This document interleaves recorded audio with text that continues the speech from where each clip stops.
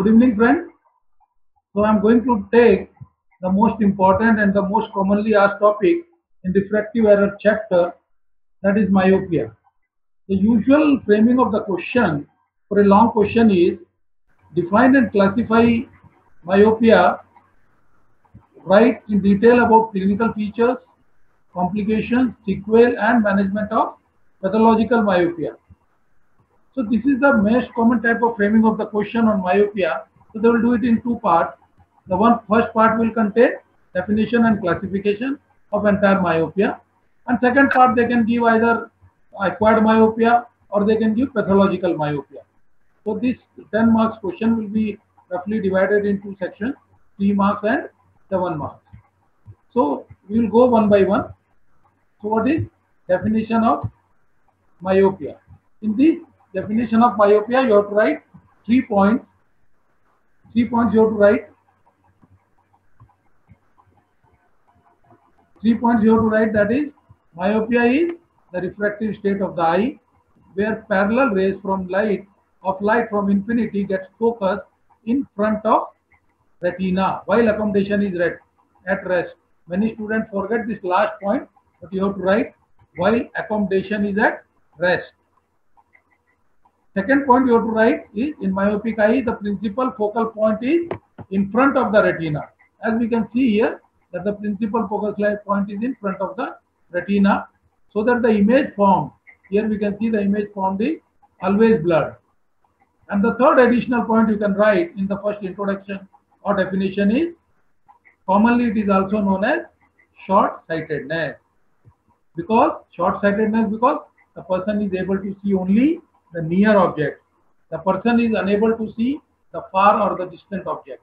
So these 3 points they expect in definition of myopia. Next comes is classification. Classification you can do either by making one cascade, or you can do flowchart, or you can do table wise. But you have to make the classification of myopia based on the etiology, based on the degree of myopia, based on the clinical presentation of myopia, and based on the age of onset of myopia.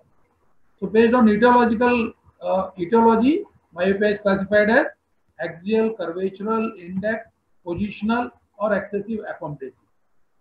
These by names itself you can understand what is axial myopia, curvatural myopia, or index myopia and positional myopia. Similarly, the degree of myopia, it can be low degree where it is less than 3 diopters, so minus 3 diopters. Medium degree is between 3 to 6 diopters, whereas the high degree is more than 6 diopters. So that based on the degree also we can classify myopia. Based on the clinical presentation. Based on the clinical presentation, it is either congenital, simple, pathological, acquired, nocturnal, space, pseudomyopia, drug-induced myopia. See, there are at least there are 8 classifications based on the clinical presentation. It means the myopia can be represented on 8 types clinically. Based on the age of onset, it can be congenital, it can be youth onset, or it can be adult onset. Adult onset is again further divided into classified as early adult and late adult. Early adult is usually around the age of 12 to 16 years. So 12 to 16 years age when the myopia started, then we say it as early adult. And in pathological myopia, sometimes we see it as late adult, which is after 21 years of age. So that is considered as late adult onset. So this is the way of classification of myopia. Now we will come to the second part of the question, that is pathological myopia. So pathological myopia means what? When the myopia is associated with degenerative changes in the eye. It means to say that when there should be some pathology along with myopic error.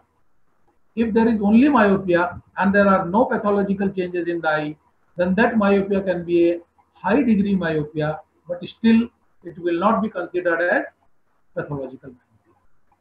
So to pathological myopia classification, it should have some pathology.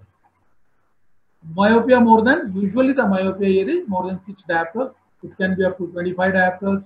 Even in my clinical practice, I have seen a patient of a 24 years old patient who was wearing minus 27 diopter glasses, and he still was not able to see more than 636. So that high degree of myopia can be there in pathology. What is the etiology? Etiology is axial growth. Axial growth is enormous, which could be hereditary, or which could be general growth process, or it could be because of genetics, or it could be just geographical variation. These all changes can lead to pathology in the retinal changes and lead to pathological myopia. What are the clinical features? Clinical features of pathological myopia is diminished vision for distant objects. Because this is a high degree myopia, it is more than 6 diopters. It can be 10 diopters, 12 diopters, 15 diopters, depend upon the pathology, degree of pathology. So the distant objects are hardly visible. Sometimes I have seen this pathological myopia who are not able to see even 1 meter or half meter distant objects. The second most common clinical feature is floaters. They can have all types of floaters. Floaters are like, as if they will see the spider webs when they move their eyeball, they see that the spider webs are moving along with their images, even after wearing the glasses, even after having a good vision with glasses, still they can have the floaters. These floaters are also known as muscae volitans. What we say is the muscae volitans. And the third feature, clinical feature, most common is night blindness. When these patients, they remove the glasses, or even sometimes they have glasses on, they will not be able to see the object clearly in dim light.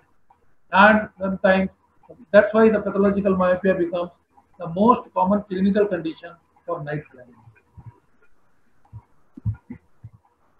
What are the clinical signs? As we know, poor distance visual acuity. When we measure the distance visual acuity is very poor. It may, as I told you, it can be as poor as 1/60.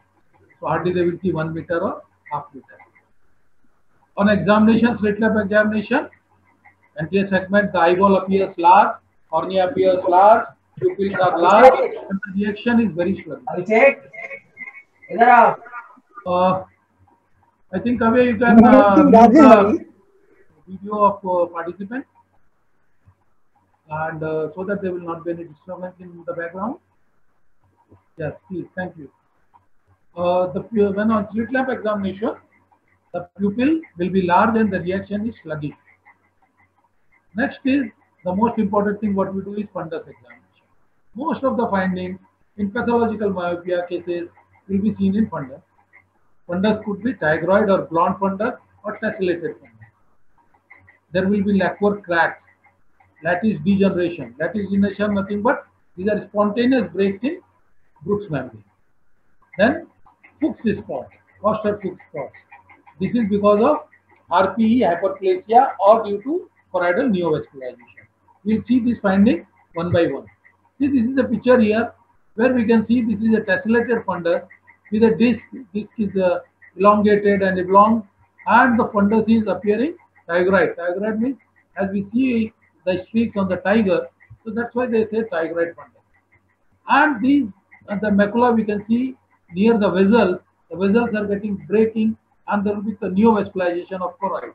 So this is Foster Fuchs plaque. There could be lacunar cracks. These lacunar cracks are white yellowish lines which are seen, which I'll show you the further picture, which are seen as a crack in the choroid. So that is because they are cracks in the Brooks membrane. See, this is a picture of tigroid and tessellated fundus. Why? Because there is hypoplasia of the retinal pigment epithelium following axial elongation. What happens? The eyeball is continuously elongated on an axial line, so there will be reduced pigmentation. So the choroidal vessels are appearing much brighter and much prominent. So those choroidal vessels, they appear like the marks on the tiger. So this is becoming tigroid fundus, which is commonly seen in very elderly patients or brunette patients. It may not be associated with any clinical significance. Sometimes we see a few portions of fundus tessellated, which may not have any clinical significance. But if there is a high level of tessellation, it means there is a high degree myopia. Now see, this is lacunar crack. As you can see in this picture, these white lines, these white cracky lines, these are appearing as if there is a crack. So these cracky lines are called Lacquer cracks. These are spontaneous rupture in the Brooks membrane. Brooks membrane is situated just below the RPE, and it is between the choroid and retinal pigment epithelium. Small hemorrhages may develop within these Lacquer cracks. These Lacquer cracks will predispose to macular choroidal neovascularization, because most of these cracks are seen in the macular area. They are not seen in the peripheral area of the fundus. Small ingrowth of fibrovascular tissue may also give rise to small elevated pigment circular lesions, and that, as I told you, these are known as Fuchs spots or Foster Fuchs plaque. Associated features for pathological myopia could be foveal stone degeneration. As we can see here, foveal stone degeneration is in the periphery where there will be blackish cobblestone appearance. Cobblestone appearance is like pavement cobblestone appearance. There could be scleral thinning, myopic foveosichiasis. Foveosichiasis is nothing but condensation of the vitreous at the foveal region, and there will be squeezing of the retinal tissues. Next is choroidal neovascularization, peripheral retinal holes, or there could be macular. These are the associated clinical presentation of pathological myopia. We'll go one by one. Myopic foveosichiasis. Usual the prevalence in pathological myopia. This prevalence is not in overall or general population. It is among the pathological myopes, not even the myopes. Not the myopes, it is among the pathological myopes. Around 10 to 30%, 35%. Pathogenesis is, this is attachment of contracted vitreous cortex to retinal surface. As I told you, contraction of the vitreous get attached to the surface of retina near macula, and that vitreous gets contracted. Because of the contraction, it will pull the internal limiting membrane and the ganglion cell layer of the retina. So epiretinal membranes are formed. There could be retinal vascular traction. These are the pictures of OCT where you can see there is epiretinal membrane here.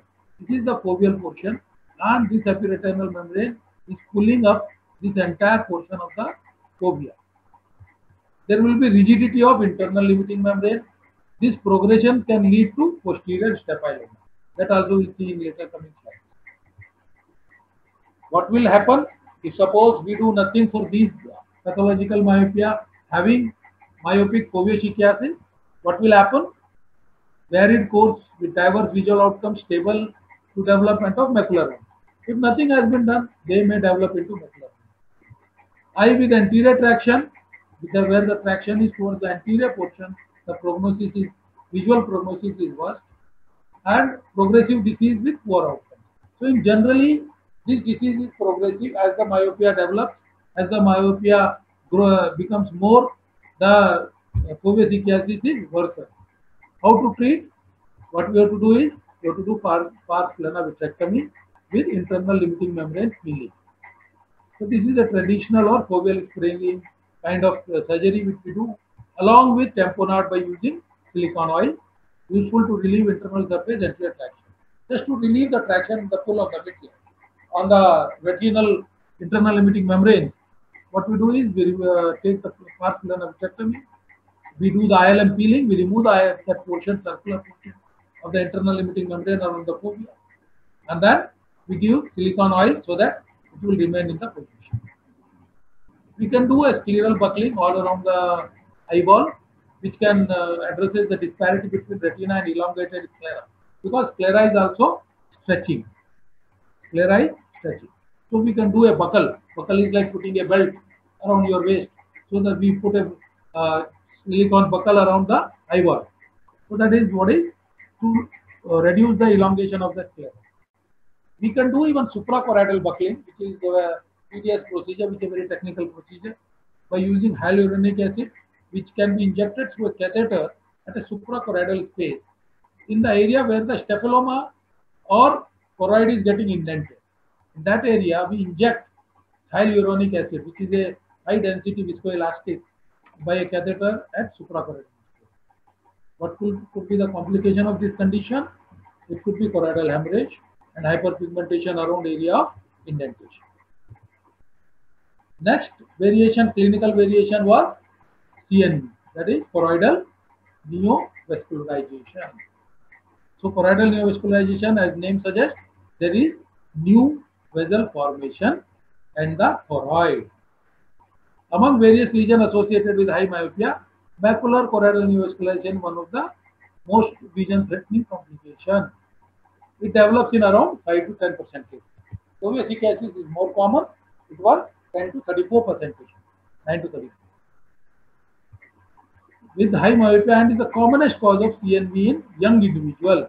If suppose we see choroidal neovascularization in a very young adult, around 24-25 years of age, the most common cause is high myopia or pathological myopia, because it accounts nearly 60% of the cases in young patients less than 50 years of age.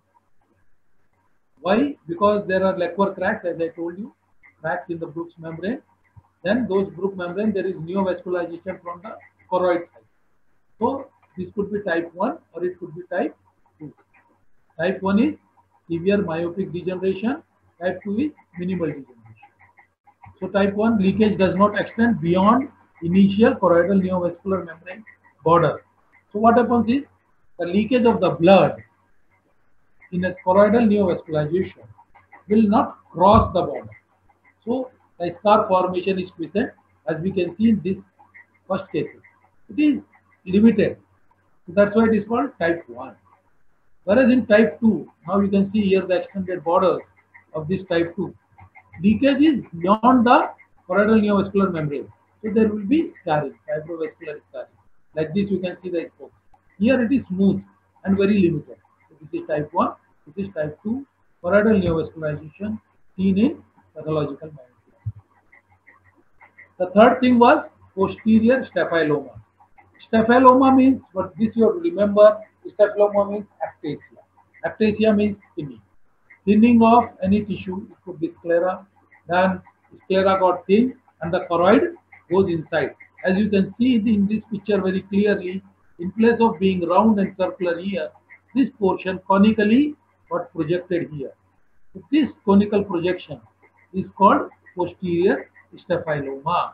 And this posterior staphyloma consists of choroidal neovascularization and submacular hemorrhage. So usually equatorial stratoma with scleral dehiscence. Dehiscence is thinning and then giving the way.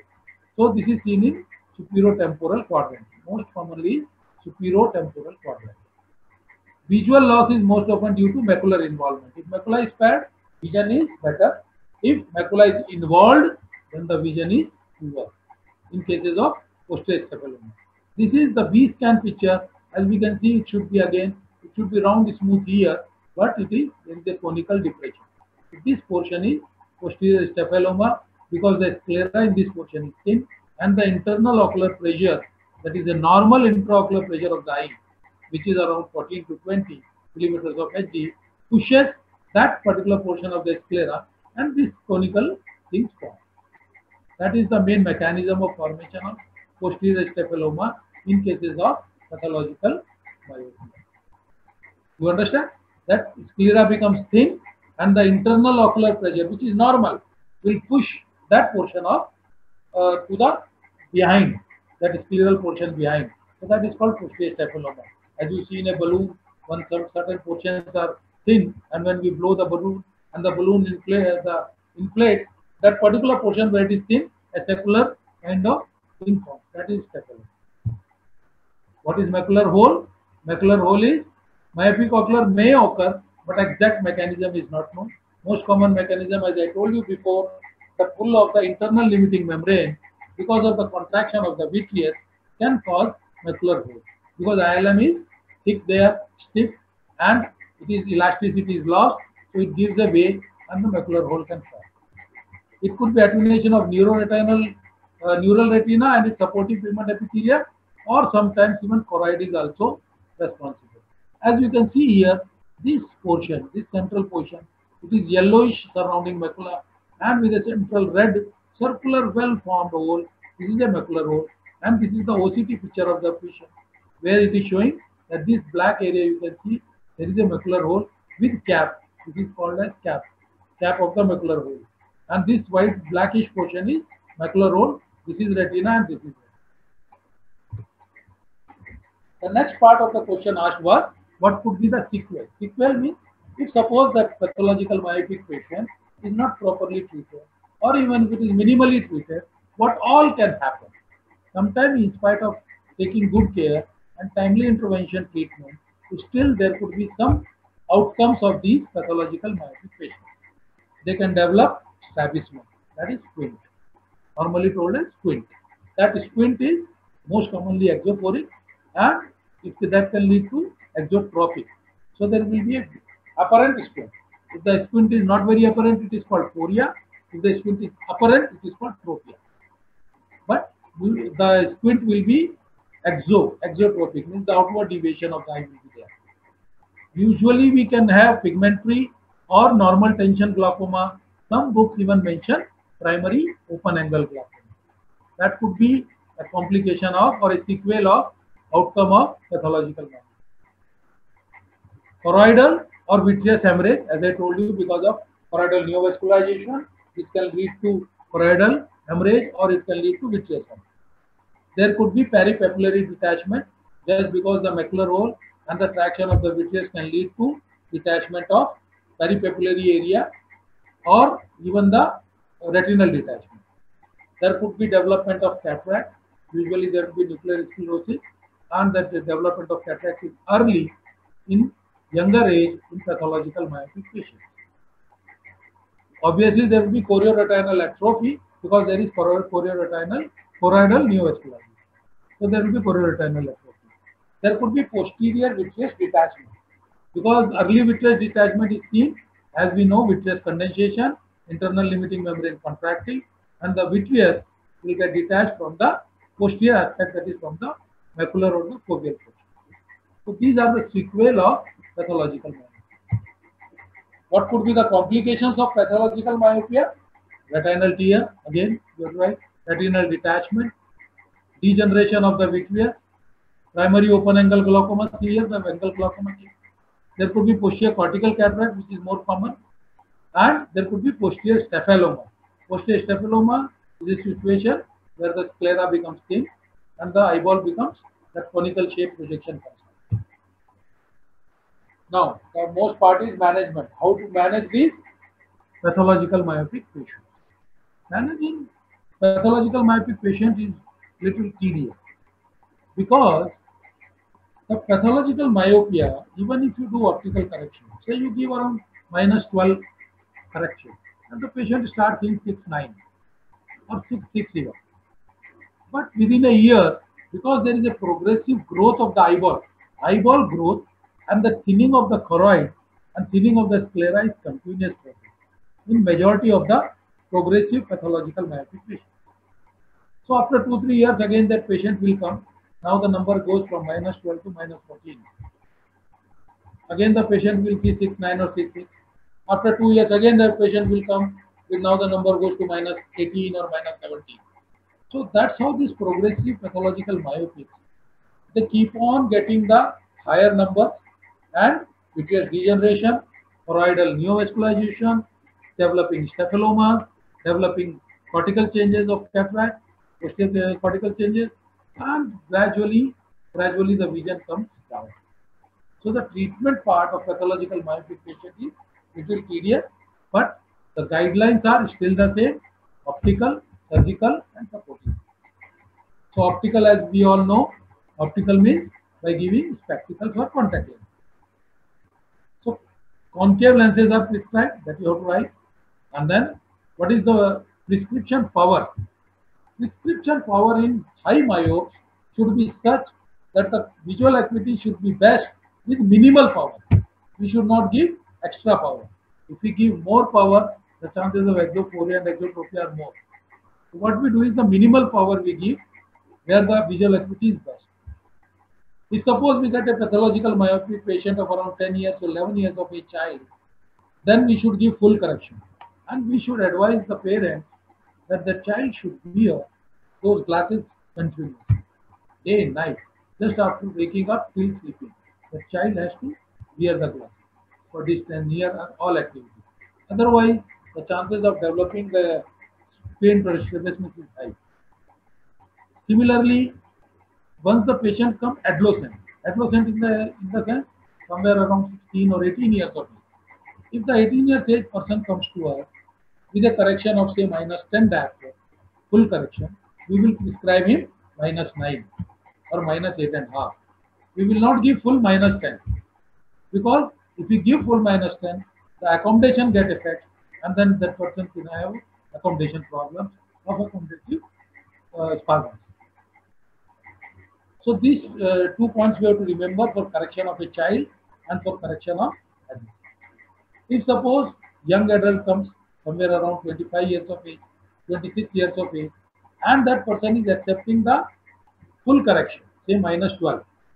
However, more than 30 years require under correction initially, but we can gradually reach up to -12. It means what? If a person first time comes, that is very rare because pathological myopic patient don't see anything, so they come very early age. But in case if they are ignorant or if they don't understand their condition, or the pathological myopia itself is a late adult onset myopia, as I told you in the classification. So in those cases, if the person is first time wearing the glasses and the full correction is say -12, again we under correct. But very gradually we increase. Every 2 months, 3 months, call him again and then say, okay, अब तुम्हारा -12, we gave you -10, now we are giving you -11. After 3 months, we will increase it to -12, full correction, very fast. So that's how we correct in adults.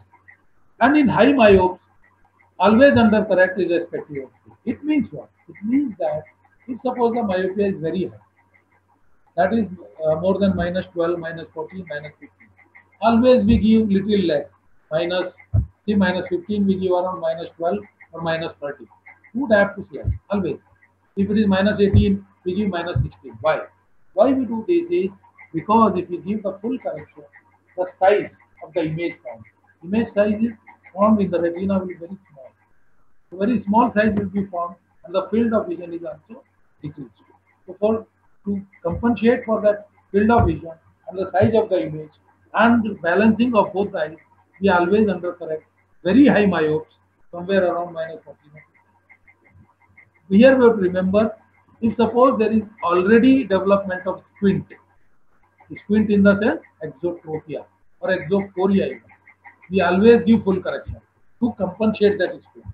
If we do under correction, there will be, as I told, further development of the exophoria or exotropia. And myopia with esophoria, if suppose the squint is reverse in the sense esophoric, inside towards nose. In those conditions, we have to undercorrect because that person is already using lot of accommodation to compensate. So we have to always give some less number. If it is -10, we'll give -8 or -7. So you understand the optical correction part. Now the surgery just remember, I'm just quoting here all the surgeries. Then you have to do is you have to just remember their name and try to reproduce in the exam as many as you can. So what are the surgeries we do for myopia? It is not for pathological myopia, basically it is for myopia. So refractive lamellar surgeries we can do, as we can do all those corrective surgeries, refractive intraocular and miscellaneous techniques. So what are the refractive lamellar surgeries? I'll just read them, remember them and reproduce as many as you can. Pre-keratomelosis of Baraker for myopia, that is called MKM. Then again it is non-freeze keratomelosis. Then keratomelosis in situ BKS technique. This was the older one, but still you can write. And automated lamellar keratoplasty. That also you should try to write in refractive lamellar surgery. And refractive surgery, when you laser surgeries are photorefractive. Laser you try to remember as many as you can. PRK, LASIK, LASAK, E-LASIK, SMILE. These are all laser assisted procedures. So you remember most of them and try to reproduce all of them in the exam. PRK is photorefractive keratostomy. Laser in situ keratomelasis is LASIK. Then laser subepithelial keratomelasis is LASAK. Epithelial laser in situ keratomelasis is E-LASIK. Custom laser in situ keratomelasis is T-LASIK. Then corneal lenticule extraction procedure. This is SMILE. So try to remember these surgeries, and then these two surgeries, that is phakic refractive lenses and refractive lens exchange. In case if you write orthokeratology, intrastromal corneal lens segment, intracorneal lenses, gel injectable adjacent keratoplasty, these are miscellaneous procedures done in various myopic conditions. So try to remember as many as that and at least produce this laser for surgical treatment. What is supportive treatment? Supportive treatment is simple.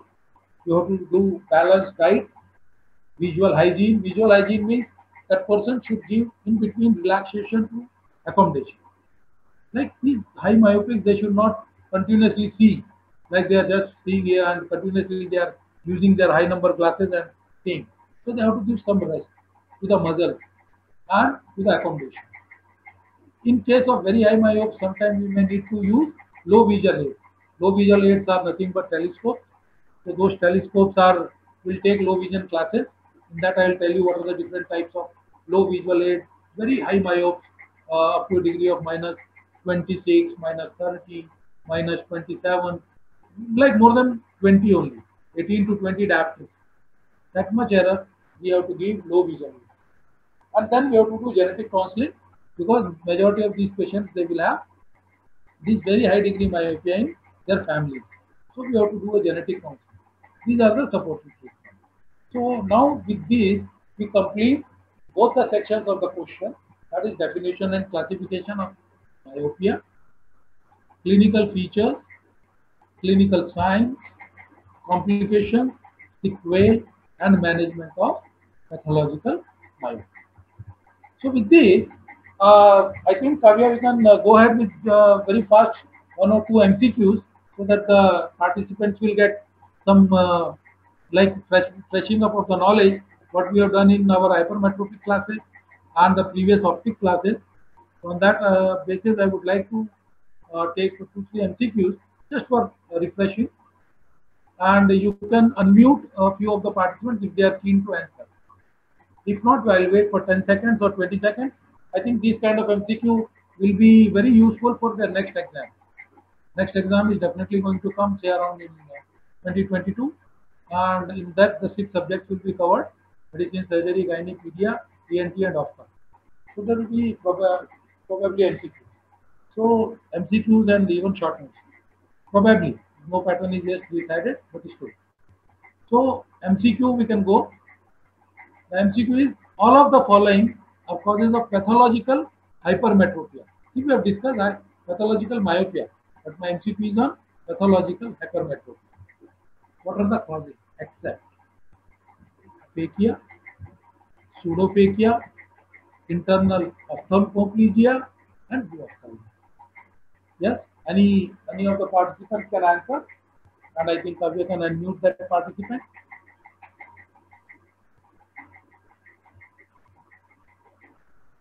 Students, you can unmute yourself and you can answer for sir's question. Yeah, if this 1 or 2 MCQs, you can do that. Yeah, fine, it may be wrong. Don't worry. At the most, the answer will be wrong. There is no, like, wrong answer person will definitely get chance to correct answer in future. So you can always try, students. What are the causes of pathological hypermetropia? All of these except one: aphakia, pseudophakia, internal ophthalmoplegia, or buophthalmia. Yes, any student? They can unmute themselves and I think they can answer. Okay, no takers. So I think, yes, any students? No. Okay, the answer is internal ophthalmoplegia. This internal ophthalmoplegia will cause what type of hypermetropia? Any answer for that? Internal ophthalmoplegia, or there could be this thing, oculomotor nerve or third nerve palsy. What type of this is called? Hypermetropia is called. Hypermetropia causes subsequent hypermetropia, or because of oculomotor nerve palsy, which causes internal ophthalmoplegia. Now, This question was this is very simple question, as I discussed in pathological myopia also. Muscae volitans are seen in all except.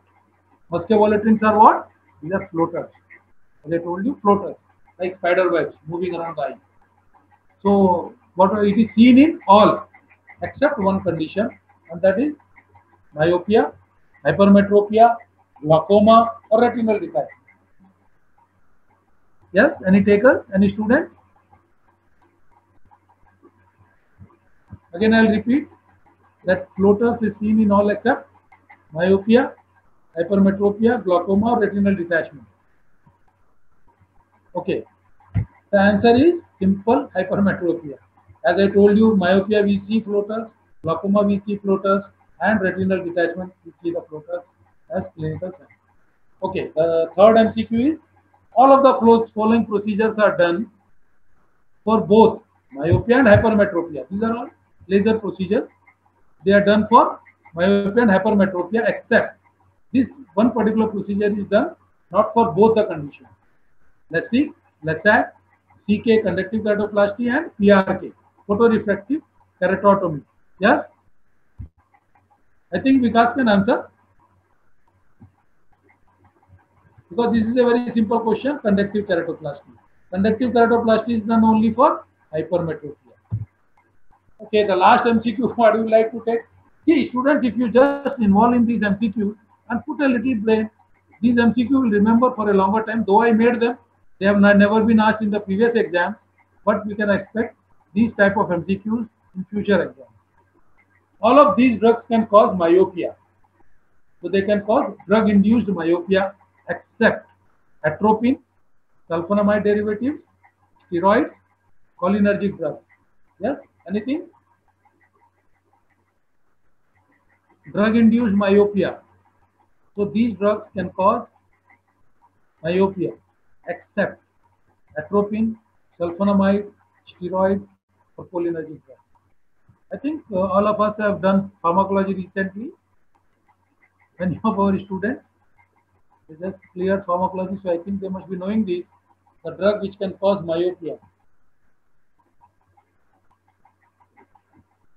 Yes, any student can unmute and tell the answer.